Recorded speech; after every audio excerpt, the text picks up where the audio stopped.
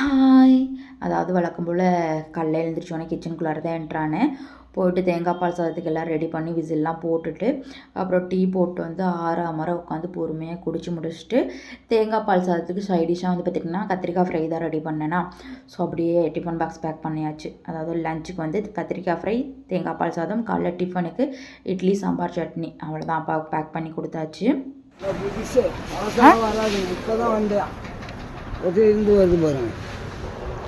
இப்போதான் போய் பேக்கரியில் பன்னு வாங்கிட்டு வந்தோம் நாங்கள். இங்கே போய் ப்ரெட்டு இல்லையா? ஆமாம். இந்த இது எவ்வளோ? 30 ரூபா தான் 10 பண்ணு. அங்கெல்லாம் இதெல்லாம் இருக்காது. அவன் எவ்வளோ சொன்னேன் பேக்கரி.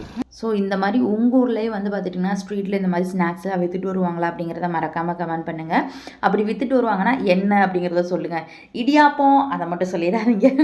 என்ன இடியாப்பம் வந்து எல்லா ஊர்லேயும் விற்பாங்க. ஸோ அதை தவிர்த்து இந்த மாதிரி ஏதாவது விற்றாங்கன்னா மறக்காமல் கமெண்ட் பண்ணுங்கள். ஓகே. ஸோ அப்புறம் ஃபைனலாக என்னென்ன இருக்குதுன்னு பார்த்துட்டு இந்த 2 ஸ்நாக்ஸ் தான் வாங்கினேன்.